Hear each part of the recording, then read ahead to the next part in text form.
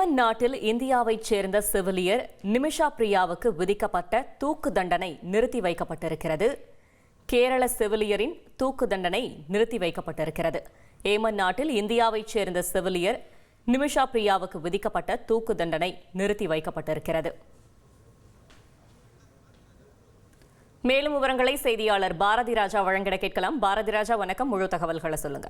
2017 Yemen நாட்டைச் சேர்ந்தவரை கொலை செய்த வழக்கில் கேரளாவைச் சேர்ந்த நர்ஸான நிமிஷா பிரியா ஏமன் போலீசாரால் கைது செய்யப்பட்டார் என்பது குறிப்பிடத்தக்கது. அவருக்கு அந்த குற்றத்தில் பங்கு இருப்பது உறுதி செய்யப்பட்டு மரண தண்டனை விதிக்கப்பட்டது. அந்த தண்டனை தற்போது செயலாக்கத்திற்கு வர இருந்த நிலையில், அமல்படுத்த இருந்த நிலையில் தற்போது அந்த தண்டனை தற்காலிகமாக நிறுத்தி வைக்கப்பட்டிருப்பதாக தகவல் வெளியாக இருக்கிறது.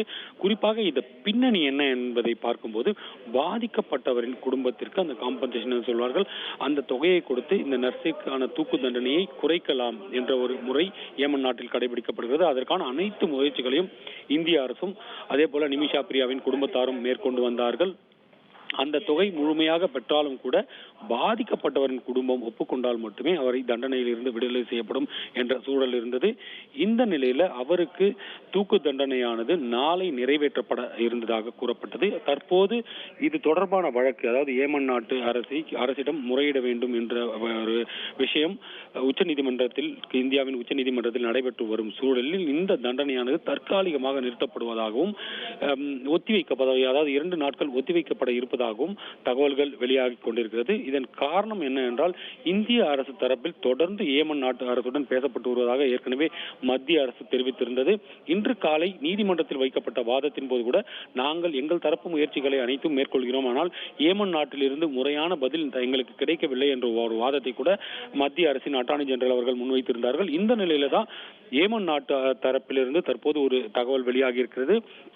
இந்த தூக்கு தண்டனை, அதாவது நாளைய தினம் நிறைவேற்றப்பட இருந்த அந்த தூக்கு தண்டனையை சற்று ஒத்திவைக்க இருப்பதாக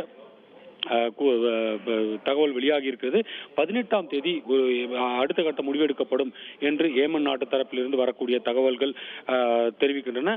அது மட்டுமில்லை, இதில் அந்த பிளட் மணி என்று சொல்வார்கள், பாதிக்கப்பட்டவரின் குடும்பத்திற்கு வழங்கப்படும் பிளட் மணி என்று சொல்வார்கள், அதை முழுமையாக கொடுத்து நிமிஷா பிரியாவை காப்பாற்ற முடியுமா என்ற ஒரு சூழல் இருந்தாலும் கூட, அந்த குடும்பத்தினரை சமாதானம் செய்வதில் ஏமன் நாட்டு அரசு என்ன செய்கிறது என்பதை பார்க்க வேண்டும். அதே போல அந்த குடும்பம் கருணை காட்டினால் மட்டுமே நிமிஷா பிரியாவுக்கு இந்த தண்டனையிலிருந்து ஒரு தப்பிக்கும் வாய்ப்பு இருக்கும். தகவல்களுக்கு நன்றி பாரதி ராஜா. உங்கள் தந்திவன் தொலைக்காட்சியில் யார் சனிக்கிழமை தோறும் இரவு 8 மணிக்கு காண தவறாதீர்கள்.